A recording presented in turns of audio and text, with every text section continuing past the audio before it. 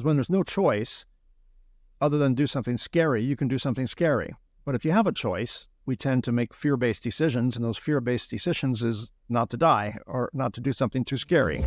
Welcome to Lessons in Leverage, the podcast that takes you behind the scenes of success. We'll help you unlock the secrets of leverage so you can amplify your impact in the world.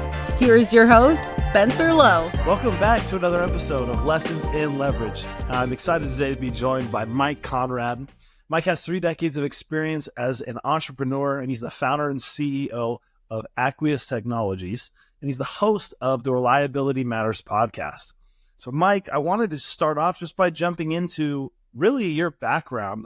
One of the things that stuck out to me about you is your story of how you got into entrepreneurship, because a lot of people think that there's kind of one set way, a certain personality type, a certain set of circumstances to get into entrepreneurship. But some people find their way there on a little bit differently, a little bit on accident, a little bit out of necessity. And so tell us about where were you? What was that shift like for you that got you started as an entrepreneur?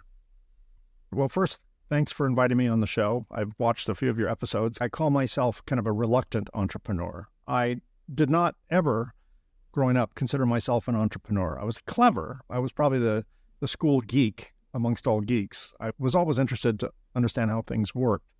And in doing so, I would frequently take apart all my parents' appliances to figure out how they worked. Much to my parents' frustration, I was not as inquisitive on how everything got put back together. So that's a story in itself. But in 1985, I had the opportunity. I was living in Northern California, where I was born and raised, and I had an opportunity to work for a startup in the electronics industry. I was, and it would have been the number 2 employee.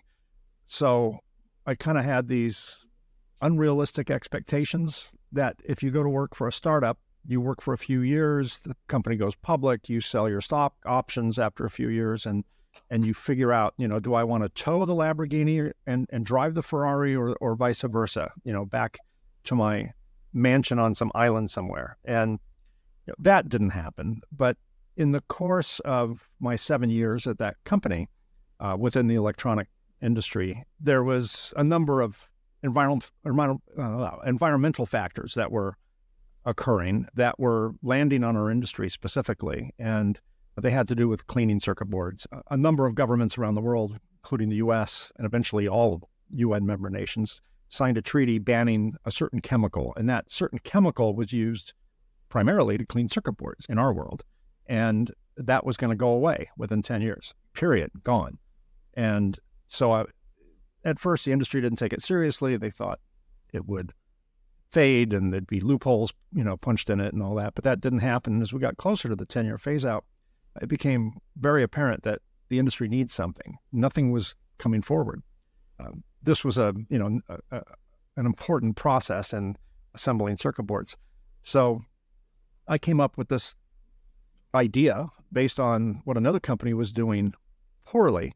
And I said, we can do that. They're onto something, but we can make it better and tailor it specifically for this industry. And I pitched the idea to my employer, my boss, and he's like, you're a sales guy. What do you know? And I'm like, I'm onto something.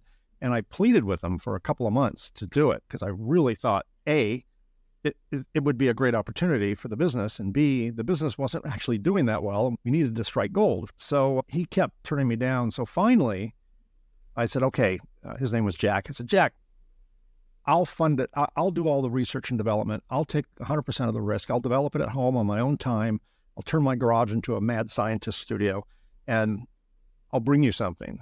And he goes, okay, yeah, don't work on company time, and company's not going to spend any money. It's fine. So it took a few months, but a high school pal of mine, actually a childhood friend of mine, who was very clever, more clever than I, we decided to work on this together, this concept, and we produced a machine. We kind of did a proof of concept. We built a prototype, and we trucked it over to my employer, and he looked at me and said, does it work? Yeah, it works really well, better than the old systems that use the solvents that are going away. And he goes, okay. And I said, there's a show coming up in a few weeks, a big trade show that we were already booked to attend, to exhibit in. I said, let's throw it in the booth. We'll stick the company logo on it, and let's just see what happens. So we took 5 orders for it. during the show. We sold 5 machines. The problem was we didn't even have one complete machine. The inside of the machine was largely duct tape and 2x4s, and it was really a mock-up. So now I had 2 jobs: my day job, which is to sell the machines, and my night job, which was to build the machines. And I was better at the first job than the second job. It turned out I'm pretty clever about designing things. I have really no interest in building things. I'm not very good at that. But we struggled through that. We made our deliveries, most of them late. And then eventually I thought, okay, this is crazy. I can't do both. And I'm not looking to be a company owner. I'm quite happy where I am if the company was a little bit more successful, which it was beginning to be. So I offered to sell him the rights to the tech, basically for my out-of-pocket, or what I put into it. And I put in about $15,000. This was back in the 80s. So that was more money than I had. I just leveraged credit cards and cash advances and, stuff like that. And so he said, fine, great. And he couldn't have me sign it fast enough, signing the document fast enough, transferring the ownership to him. And he gave me a check for $15,000, which might as well have been $15 billion in my head. I'd never seen that much money. And I had this false sense of security. I thought that I saved the company in my mind, and I would be kind of the king of the hill. And we had scheduled a product development meeting, a kind of a strategy meeting about the next generation products we're going to come out with. And I thought, oh my gosh, they're going to carry me in on a chariot. They're going to have people fanning me with grape leaves, and King Mike's here. Mike, what do you think? And someone else came up with an idea that was, in my opinion, stupid. And then I had my idea, which I thought was brilliant. Again, world according to Mike. And my boss looked at me and said, no, we're going to go with this other idea. And I said, Jack, I think that's a mistake. And then he said one word that started my company. One word. This was my inspiration. It was one word. It was 4 letters, and it started with F. Not the word you're thinking. I said, Jack, I think you're making a mistake. And he just looked at me and said, fine. That might as well have been an F-bomb. It was a disrespect. I had no credibility. It was just, fine, whatever. Okay, fine. So at that moment in my head, I said, I started a company. So I'm going to build this. They don't want it. Fine. I'll pick up my baseball and my glove and my bat and walk home. And that's what I did. Although it took 6 months for me to actually leave the company. I just went home and converted my garage back to a mad scientist studio and started working on the next generation of machine. And eventually, about 6 months later, I went in and resigned and was very upfront. I said, look, I have some ideas. The ideas you didn't want, I'm going to pursue those. I am pursuing those. And if you want it, so I may end up being a competitor if I'm successful. And I'm happy to walk out the door right now if that's what you deem appropriate, or I'm happy to stay for 2 weeks, whatever you want. And he asked me to stay for a month.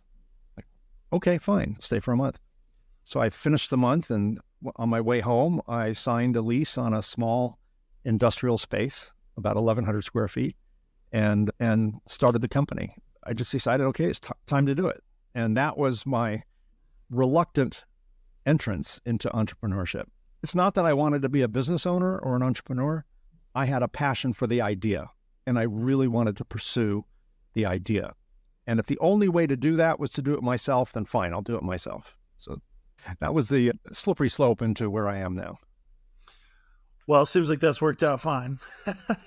But no, we almost died many, many times. That has 9 lives. I think I have 99 lives. It was tough. I did not have any comprehension over what it was like to own and operate a business. You ever seen those memes that say, this is what my friends think I do, this is what my parents think I do, this is what I really do? I thought if you own your own business, one of the perks is if you want money, you just write yourself a check. If you want to go on vacation, you just leave. And turns out that's not quite the way it works. You're the last person to get paid. You're the last person to go on vacation. But we got through it, through a lot of miracles and a lot of luck and some degree of skill, or at least determination. I didn't know enough to know how dangerous business was. Sometimes not knowing enough is a great way to get started. When I first started my company, I had a belief that there were some things that I could do that were counter to the way that things were done in our industry. And I had some people tell me, oh, you're not going to make it past this point doing that, or this won't work at all, or that won't scale. I told them all the same thing. I said, that's fine, but I'm just going to try and see. I just want to see it fail, and then I'll change. I'm not married to doing it this way, but I'm not so convinced that it's just impossible or that this doesn't work. So I'm going to just try. Sure enough, several of those ideas were what got me to where I wanted to be and well past the limitations that people thought there were. But eventually I usually found out they were right in some way or another.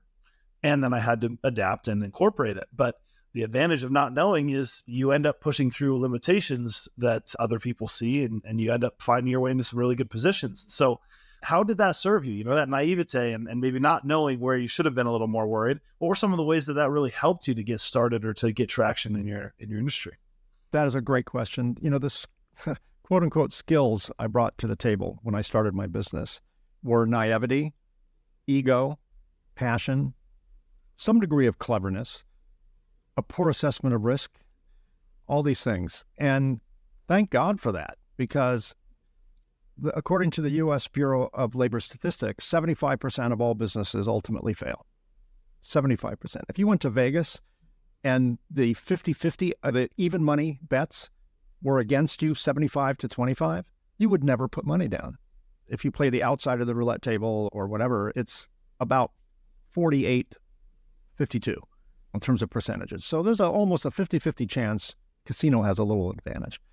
No one would put their money down for a chance to win even money when there's a 75% chance of losing. It would be an awful situation. I'm glad I didn't know that.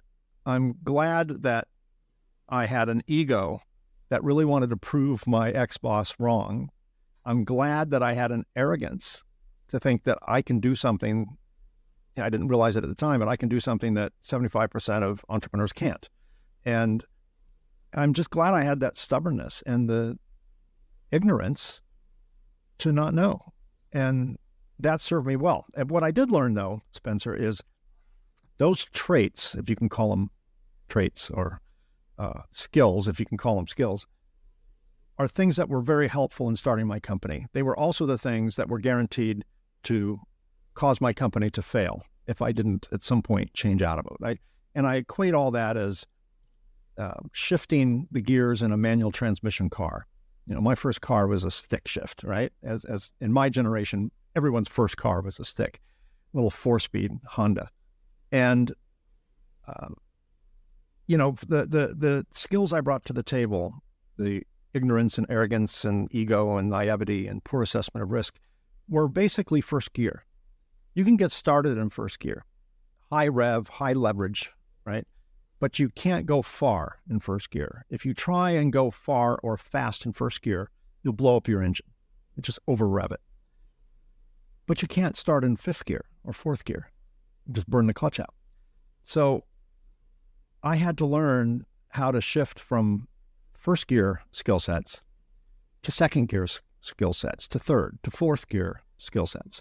And that took time. And I probably shifted a little too late in every shift I ever made, because I had to wait until there was no other option, until I was up against a wall and there was no choice. Because when there's no choice, other than do something scary, you can do something scary. But if you have a choice, we tend to make fear-based decisions, and those fear-based decisions is not to die or not to do something too scary. And so, I put it off until the last possible moment. And I think the business gods out there, the universe, whatever you want to call it, kind of said, okay, you're not ready? Fine, Mike. We'll wait. We'll just turn up the heat a little bit more. What were some of the experiences you had where you started to hear the engine revving too high, getting too hot, and you had to step back and go, maybe there's a new gear. Maybe I need to recalibrate from some of these things that maybe were assets to start, but maybe I need to look at changing my method of leadership or some of my skills and shifting into that next gear. What were some moments that really created that self-awareness for you? Well, the first moment was 4 months after I started the business. Some car pulled up into our parking lot. Some guy came into the lobby with a manila envelope and asked for me. So I went up there, and it turned out he was a process server, and it was my ex-employer suing me for 11 causes of action, breach of contract, breach of fiduciary responsibility, fraud, unfair business practices, shooting JFK, kicking puppies, stealing candy from babies. I mean, they just threw everything at it. And it turned out I hurt their feelings when I left and started my own company. They had not taken into consideration, or chose not to take into consideration, the fact that they had an opportunity to do it, and they turned it down. But they thought they would sue me. I called my ex-boss and I said, hey, I don't think I did anything wrong. I think I was totally ethical and upfront, and I gave you the opportunity first. You turned it down, blah, blah, blah. I said, the last thing I want to do is see you in court. So can we just work something out? And he just started laughing. He said, you think I'm doing this to get you in court? He goes, you're not going to make it to court. I'm going to bankrupt you before you ever get to court. And he was right. I mean, he pretty much did. I mean, technically we were insolvent. We never declared bankruptcy, but we were pretty much insolvent. All the startup capital that I had saved and borrowed from my family, talk about a scary thing, is borrowing money from your family, because you kind of have to pay it back. They're not a bank that, where it's not personal, it's just business. This is all personal. So, he was after that, and he wanted to make sure that I didn't exist as a company anymore. So that was the first test. So we had to adopt different strategies. I had all our startup money went away within 3 months. At one point, someone called and said, we want to place an order. And I realized kind of in real time, A, that's a great call to get, and B, I don't have the money to build a machine. So without hesitation, without a nanosecond of hesitation, I said, okay, fine, it's half down. You got to put 50% down. And the guy just started laughing. He goes, you're a new company. There's no way our company would ever give a brand new company 50% down. And without hesitation, I said, well, I totally understand. I would feel the exact same way, but those are our terms and we can't take your order unless you agree to that. No fear, no hesitation, no pushback on my part. I'm like, I get it. I would say the same thing if I were you. And they ordered. And so did every other company in that period of time. We just had no choice. If a building is on fire, if you're in a 50-story building and your hotel room is on fire, you'll probably jump out of the window, most likely to your death. But there's a 100% certainty you're going to die if you stay in the room. There's a 1% chance you might survive if you jump. So people jump, even though they wouldn't do that in any other situation. And that was what I learned, is that when there's no other choice, when fear is off the table, you make the right decisions. When fear is not a factor. And I discovered that quite the hard way. And then when things got better, I forgot that. And we started going back to not just terms, but extended terms, because we thought we had to get every order. I had a point to prove. The ego was still kind of driving the ship at that point. And that caused other problems, which created the out of the window scenario. And every time I jumped out of a window, I learned something. I learned that this actually works. And then I started thinking, why am I waiting until the room's on fire before I'm jumping out of a window? And I hired a consultant who was absolutely amazing. She would not like me to refer to her as Yoda, but I kind of refer to her when she's not around as Yoda, because she's a little, when I first met her, I thought, she's nuts. She's totally crazy. But my room was on fire. I'm like, okay, well, I can't figure it out. Let's try crazy for a while. And it turned out she's savvy, not crazy. And things just didn't make sense for me, though. I couldn't draw the line. I'm very analytical. I need to draw a line between the problem and the solution, not just trust me, not just trust the process. I want to understand the process more than trust it. And sometimes you just have to trust the process more than understand. Understanding sometimes comes later, or it always comes later. So that was kind of my experience into working out all the sins of the way I ran a business, getting up against the wall, standing on the window ledge, and just doing what I needed to do at the beginning that I was too afraid to do. Yeah, there's an interesting pattern there that I've seen with a lot of entrepreneurs where you almost have to use your fear against yourself. It's being more scared of the burning building than the fall, right? It's calibrating that fear back against yourself. And so people are easily scared by like, oh, what if I fail? But If you can turn it into, well, what if I don't achieve my potential? Well, now those two things cancel out and you can just make the best decision possible. It's funny how the fear, when it's one-sided, can really cripple you. And if you can invert it on the other side and get it to sort of argue both sides, then you can really zoom out and make a better decision. So as you grew the company, what was your approach to growth? Did you start hiring people? Did you lean really heavily into labor leverage? I know it's a technology company. Was it something where you were able to get fairly large with very few employees? What did growing and scaling the company look like for you? Yeah, good question. We did start hiring employees. We started off with employees whose sole criteria to be an employee was a pulse and a willingness to accept what we were offering to pay. So it was bodies. And as the company grew, I hired more bodies, and we were very inefficient. We got the work done, but not as efficiently as possible. And probably in the early days, not with as much quality as we really needed to have.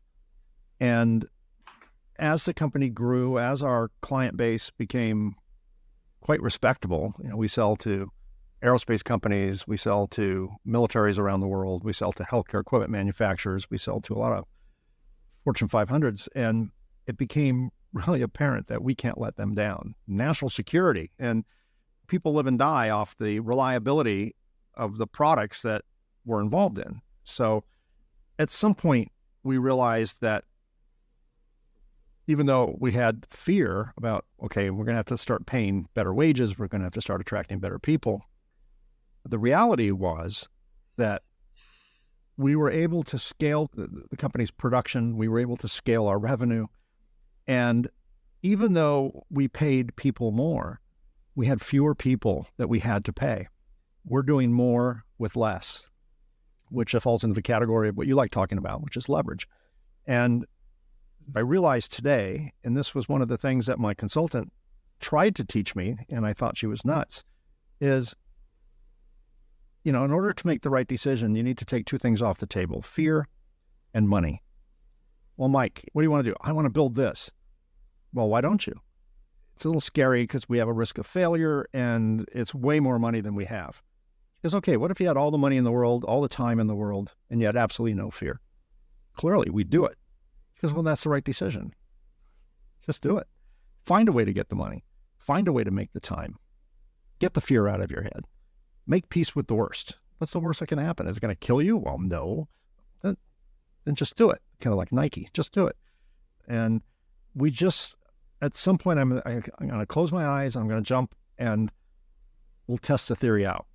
And every time we did, it was successful. Every time.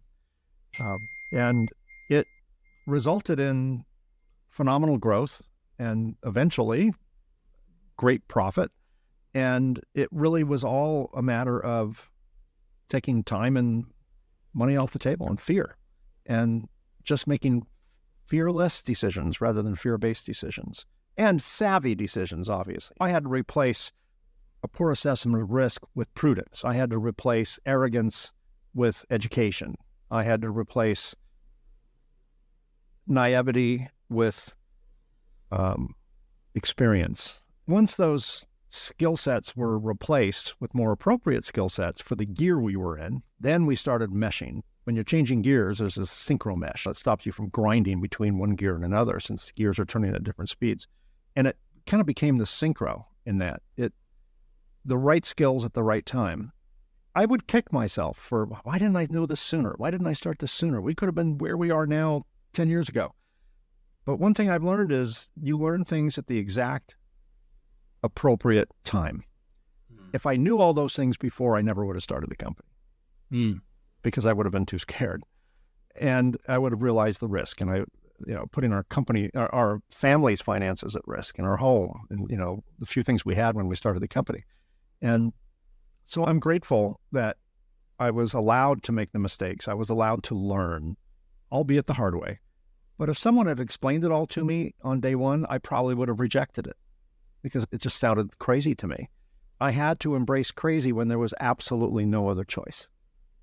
I think back on my childhood, the number of times my parents taught me some lesson that I just thought, they don't know what they're talking about. That's dumb. That's not a big deal.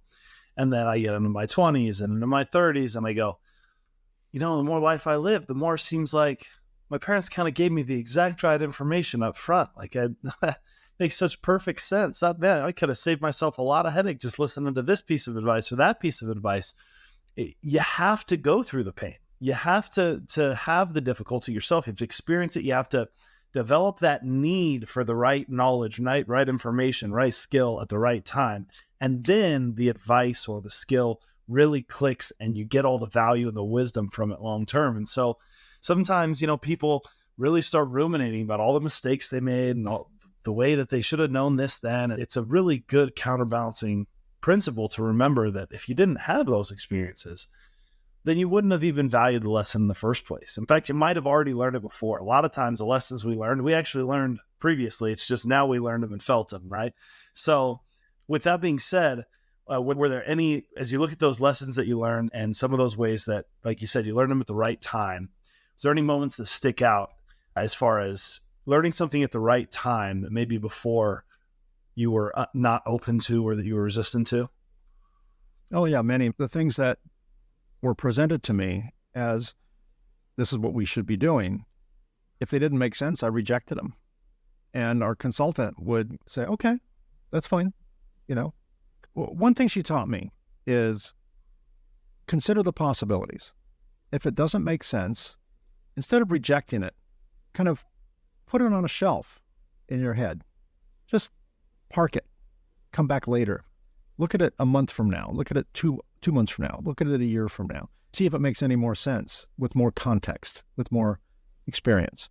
And there was a lot of really wild ideas. They were way out there. And I'm just like, okay, well, that's her. Okay, I'll just park it. Originally, I would just reject it and go, okay, well, we're never going to do that. So next. And she was patient enough to not take personal offense to that because she was quite used to that, frankly. And I think she got great satisfaction, although she didn't show it. I think she got great satisfaction when a client kind of, the light bulb finally came on. And she never said, I told you so. She just goes, oh, good. Okay, let's try that. Even though it was her idea 6 months before or a year before or 2 years before. So many times I was presented with something, and part of my nature is I like to control the outcome of things. And I realize I have no direct control over the outcome of things, but I like to think I do. And that just became apparent over time. So now she'll come up and, talk to me and come up with some wild idea. And I don't even have to park it. I'm like, let's try it. She has a 100% track record. The way we do things works. Even if I don't understand, I don't need to understand how they work. I just need to know they do work. And so you're still working with the same coach? Oh, yeah. And how many years has that been? 12, 13, 14 years, somewhere around there. Because I know that it's, sometimes those relationships, even with great mentors, can be short-lived or you might outgrow them. It sounds like she has a wealth of information that's been beneficial to you over a long period. What do you attribute that to, and how have you gotten the most value out of that mentorship? Yeah, that's a good question. I think the track record paid off. She was not the first coach I worked with. I used to belong to a CEO peer group, a couple of them, actually, where a bunch of CEOs in non-competing industries get together once a month and basically lie about how well you're doing. And once every quarter or once a 6 months, whatever it is, we had to bring in all of our books and share our finances. It was kind of like, getting naked in front of everyone. It's like there's no secrets at that point. And they had a very good, but what I considered old school advice. What are you doing to grow? Everything was about growth. What are you doing to grow? What are you doing to scale? And my newer consultant was, growth is rapid growth anyway. And sometimes growth in general is a luxury many small businesses can't afford, because to scale, you have to not only scale up to the current level of business, you more frequently have to overscale in terms of infrastructure and employees and inventory and all of that, and R&D to ramp up to that level that you want to scale to. And if you're a small company, I would lay in bed at night and pray that someone will order 100 machines. And it turned out if someone ordered 100 machines, even today, we'd have to go to the bank. We need some capital to finance this 100 machine deal, because we sell a couple hundred machines a year. So that would be major for us. And I realized that growth was a luxury that not every business can afford, particularly ours, not rapid growth. It has to be very cautious growth. It has to be growth we can afford. Because if we grow too fast, and we've all been victims of companies that are growing too fast, and their quality goes down, they can't make on-time deliveries, all of that is, we didn't want to fall into that trap. And we did fall into that trap on a much lower level. It made sense when she finally said that. But that's what, that was when I realized that she was way wiser than I was giving her credit for. That's when it struck me that I'm going to listen to everything she says without the skepticism. I'm just going to look at, that I'm going to take into account the track record, where we were, where we are, and I'm going to factor that into my decision making. But, to be candid, if she said something in my mind completely wacky today, I would probably still have some level of disbelief and trepidation. But at least history has proven to date that the ideas are sound and they make sense for reasons I don't instantly understand. But I've always been able to draw the line at some point. The question is, do I need to draw the line before or after?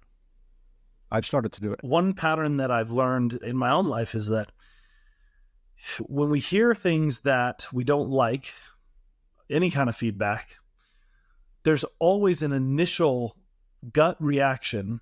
There's a base reaction to want to disprove it if we don't like it. Right. And so we hear something, we don't like it, and there's this natural inclination to say, how do I disprove that? How do I show that that's wrong? How do I show that that's not for me? Doesn't apply to me? Any of those types of things. And the interesting thing is, without fail, you can find reasons to disprove just about anything so that you can ignore it if you want to ignore it. Right. And in those cases where you win, you successfully disprove that idea, you gain nothing. You put time, you put thought, you put energy in, and you get absolutely zero out of it. That's right. And so you're putting this effort in with no upside. And so on the other hand, if you hear something that you don't like or that doesn't seem right, and you say to yourself, let me try to prove that right. Let me try to make that make sense. Let me try to make that work. Then you might learn something. You may still not come to the conclusion that it's right for you. You may still not apply all of it. You may decide it's not the right timing, but if you can find a way to prove even some of it right, then you might gain something. And so now you've put time, energy, effort in, and you've gotten something out of it.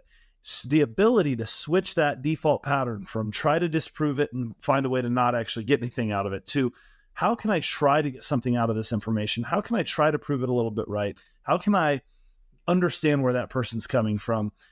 Pushing into that is such a superpower because now you've dramatically increased the gains you can get, the speed at which you can move, the progress you can make. And the other skill is if I think I'm going to try to disprove it, I'm better off, as you said earlier, putting it on the shelf or just ignoring it altogether, because putting the effort into disproving it is for sure a waste of time. So my options now are, if I really don't have the energy to try to prove it right, just set it on the shelf and walk away. And if I do have the time and energy, let me try to prove it right and see what can I get out of it. Yeah, exactly. Look for what's right in it rather than what's wrong in it. Well, with that all being said, if you could give some advice to our audience, you've got a very long storied career. You've been through all these ups and downs that we've talked about. You've had to rebuild yourself and learn new skills to shift through gears to go faster and faster in business. And if you look back on that and you say, there were one or two moments that were really the highest leverage things that I learned. Maybe it's a skill, maybe it's a belief, but it's something that really unlocked a lot more for me in my life. What would those pieces be? What advice would you give? In one word, Spencer, marketing. Let me tell you how we used to market and the discoveries that I've made. We were I'm a marketing guy. I love everything to do with sales. Whenever I back in the day, before the internet, before you brought an iPad on an airplane or they had entertainment on an airplane, I would just go to the airport store and buy 5 or 6 magazines. And the first thing I would do is look at all the ads. And then eventually I'd get bored with the ads and I'd look at the content. So I thought I was a really good marketer. I was a good sales guy. I was a pitchman, right? And back in those days, I started the business in 92. You had to advertise. There was no internet in 1992, at least not one that, mere mortals were using. And so you ran ads. You ran ads in magazines that were actually printed and mailed. And people would see your phone number or circle a little coupon and send a card in, and eventually you get a lead, and then you follow up on the lead by a phone call. And that method of spreading the word worked for years until it didn't. And my epiphany moment was we were at a trade show. We thought it was really important. We had some degree of success. We'd scaled up a company. We had some cash flow. We were making money. And when we went to this particular trade show in California once a year for our industry, the largest in our industry in the United States, we thought it was really important to look as badass as we thought we were. So we would get huge booths. We spent, well over 150 grand in renting displays for 3 days of trade show. And we would want to get a bigger and more audacious display every year. And one year we rented this, it cost $70,000 just to rent it, but we rented this 15-foot high, 30-foot wide waterfall. Instead of just a curtain of water coming down, it actually dropped images and words. It was like the world's largest inkjet printer. It had thousands of little nozzles, and it would release the water jets, the water droplets to come down and form words and images. So we had our logo coming down, we had the names of our machines, we had little slogans, and it was amazing. It was mesmerizing. And just before the show opened, all of our equipment, by the way, was on wheels. Just before the show opened, someone came up to the booth and said, I can't believe that display. That's the coolest display I've ever seen. And I'm feeling good. Like, yeah, okay. He goes, is it okay if because back then you had to ask permission, can I take a picture of your booth? I'm like, of course you can. And I'm patting myself on the shoulder. And then he noticed our machines were on wheels. And he said, is there any way you can move your machines out of the way so I don't get them in the picture? And Spencer, it's like a sledgehammer hit me over the head. It's like a Roadrunner, Wile E. Coyote thing. Wile E. Coyote got hit by the sledgehammer on the head by the Roadrunner. That was me. I was Wile E. Coyote. I'm like, what the hell are we doing? We just spent all this money and we just impressed one person who thought our machines were blocking what impressed him. We don't make waterfalls, Spencer. We have no business, even having that in the booth. And it just hit me that, what are we doing? This is crazy. And then I realized finally that all we were doing was making more noise than our competitor. It was a question of how much noise can any of us make? How much distraction can we get? Can we be the shiny object in the corner that people look at for a moment? And shortly after that, we made a decision, no more shows, no more ads. None. We're done with all that because it was just noise. That was kind of the burning building moment because I didn't even think twice about it. I was mad at myself for being seduced into spending, over the years, hundreds and hundreds of thousands of dollars in pointless, braggadocious advertising that just made you want to throw up in your mouth, when you saw it today, looking back. So we realized, well, what are we going to do? We realized we had to do something. So we switched to an education model. And it turns out educated people make educated choices. And I developed this term. I called it conscious marketing. And it turned out that term already exists. So it's not copyright Mike Konrad. That's just the term that came into my head. We need to provide value. Running an ad is not providing value. Running an ad that says we're better than them, we've won more awards than them, our machines are faster than theirs, our machines look better than theirs, our warranty's longer than theirs. Doesn't matter if the customer doesn't even know what you do or why they need your product or service. So we decided that we're going to educate. And we started by producing workshops all over the country for free on reliability, because our machines don't actually make anything. Our machines make the customer's product more reliable. So we started talking about reliability. And a lot of the subjects that we taught had really nothing to do with our equipment, but they had to do with reliability. And we just started adding value. Instead of running ads, we wrote technical papers and had them published in numerous magazines, crazy waterfalls in trade shows. We started speaking at conferences, and eventually we started webinars, and eventually we started a podcast on the subject of reliability, because that's the space we're in. And our sales have gone through the roof, and we haven't run one ad in 12 years. All we do is provide value. Not just any 12 years, but the 12 years where ads are probably have been some of the largest factors for scaling marketing out there. Prime internet growth years. Absolutely. And we just avoided that whole phase. And I'm a big believer that if you want to, well, let's use the term influencer. I hate that term, because when I say influencer, I'm not talking about the Kardashians. I'm not talking about Joe Rogan. I'm not talking about Paris Hilton, to date myself a little bit. I'm talking about being influential within your space by building authority, by providing value, by becoming an expert, by understanding what the customer's problem is and explaining the problem so they understand, you understand, and then showing best practice solutions to those problems, which may or may not be your equipment or your product or your service. And once you establish authority, once you establish value, you also establish trust. And again, I didn't invent this. There are plenty of companies that are well known. One of my best examples is Coca-Cola. So Coca-Cola came out in the late 1800s.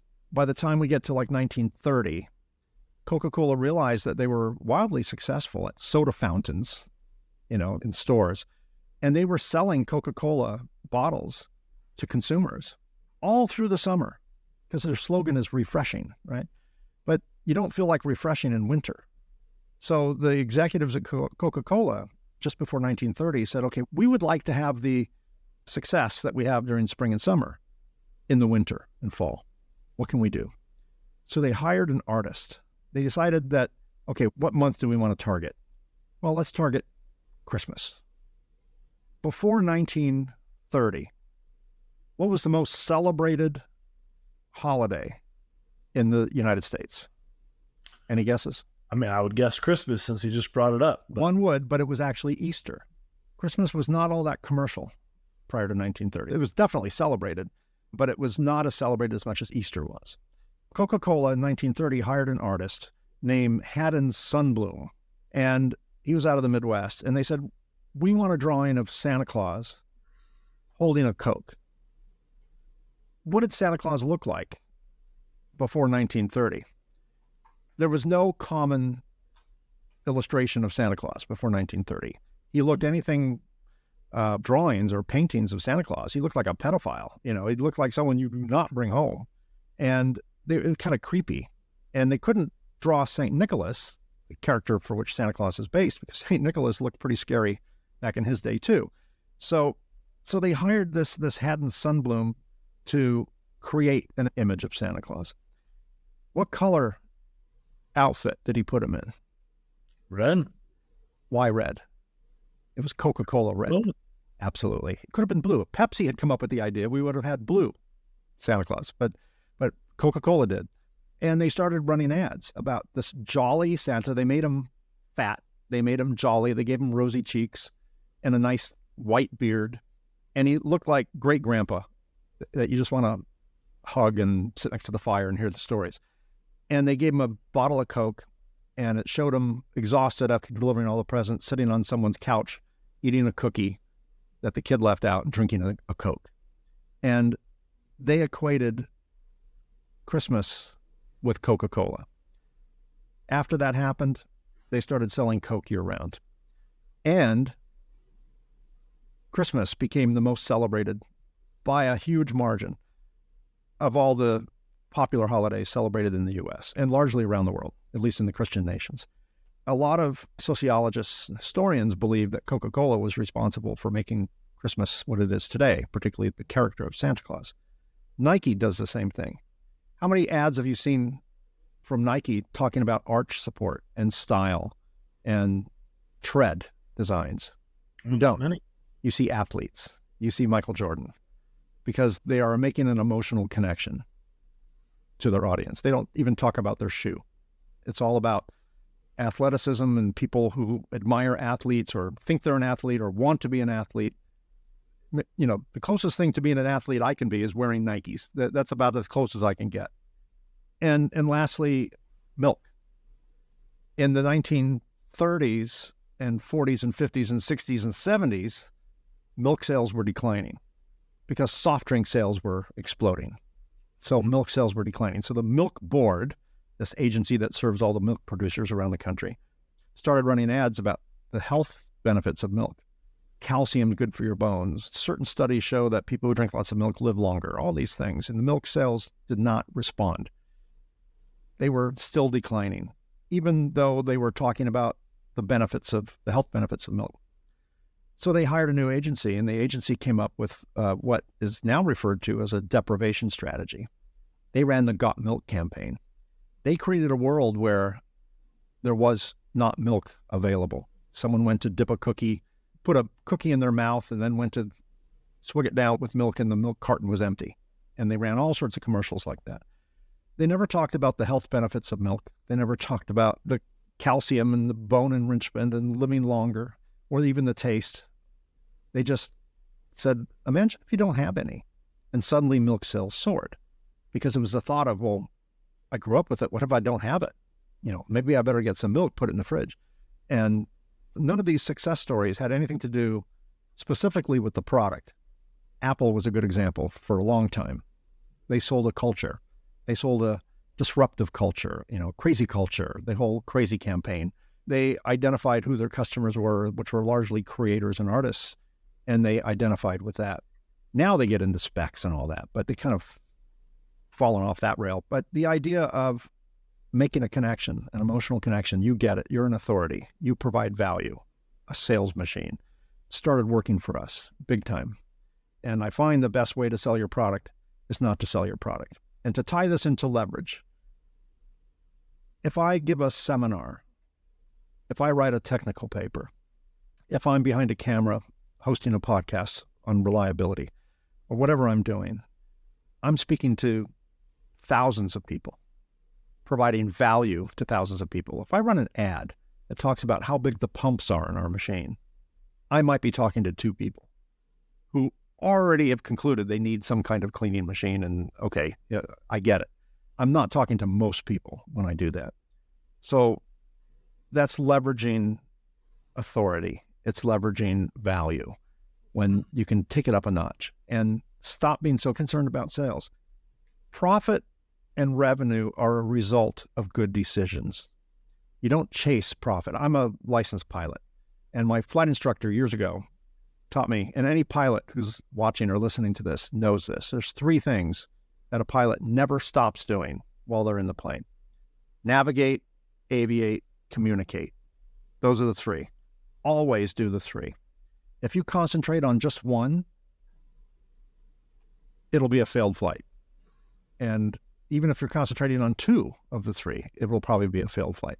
I like reading NTSB reports on plane crashes, and almost all, not all, but almost all plane crashes have something to do with pilot error. It's usually a combination of things, and it almost always is they stopped doing one of those things. They had a problem, they concentrated so hard on the problem, they forgot to aviate, or they forgot to navigate, or they forgot to communicate. And that's kind of what I've learned. And I do think it ties into leverage, because you can be valuable to thousands of people through conscious marketing. I think that is even more true today, because the younger generation, you know, we talk about Gen Zers and millennials, you know, sometimes with disdain. And I can tell you, you've officially become your father when you start any statement with kids these days. Now you've become your father. But I'll become my father. Kids these days, their heads are always in screens. Yes, that's true. But they're not all on TikTok and Snapchat and Instagram and Facebook and whatever they're at. Younger people don't trust ads. They don't read ads. They didn't grow up with magazines. They grew up with Google. They grew up with YouTube. And they grew up learning to research things themselves. So if you can provide value in that space, they will find you. And they will, if you do it right, they will consider you an authority. And they will go to you or listen to you before they read any ad or consider any ad, if they read any ads at all today. I think we kind of caught into that a little early, and it worked, and it's working even more now because many of the old people who would look at ads are retiring, and in the greatest numbers ever, the baby boomers are retiring. It's a historic retirement in terms of numbers. And younger people are taking over, and they have a whole different way of learning. They have a whole different way of looking for influential people. I don't want to use the word influencers because it's tainted, thanks to Kardashians. But they are looking for influencers. They want to be influenced. They want to learn from people they trust. So that's probably the biggest lesson I've learned in my 42 years in this industry, in my 32 years in my business. That's probably the biggest thing I've learned. Well, Mike, thank you so much for sharing it. That's a wonderful collection of high leverage beliefs and skills and a lot of wonderful stories and experiences that I think can help the audience get where they want to go. If folks want to get connected with you and either learn more about your business, your podcast, or just maybe get some advice, how would people reach out to Mike? Well, the best email address for me is easy. It's mike@mikekonrad.com. That's just Konrad with a K, mike@mikekonrad.com. And the podcast can be found anywhere you get your podcast, but there's a podcast website called reliabilitymatterspodcast.com. Awesome. We'll send people that way, and we'll put all the links in the show notes. But thank you so much for your time and sharing your experience with us. Thanks, Spencer. Good to talk to you. My pleasure. Hey, before you go, I have a small request. Our mission is to empower as many people as possible to maximize their potential through the power of leverage. Could you help us in this mission by leaving a review on iTunes, Spotify, or YouTube? And if you know just one person who would benefit from today's episode, would you please share it with them? Your support means the world to us, and we are thrilled to have you in the community. Thank you for being a part of our journey of helping us grow. You can find show notes for today's show and past shows at lessonsinleverage.com, which also has links to connect with me personally and connect with our various podcast channels across your favorite social networks. A big thanks to Solve.cloud, who sponsored this episode. They're a group of expert consultants that help SaaS and financial services companies to implement, optimize, and manage Salesforce.com. They can help you with custom integration solutions and are helping customers to implement some of the most important generative AI technologies. You can find them at solved.cloud. That's SOLVD.cloud is the URL. Thanks again, and we'll talk soon.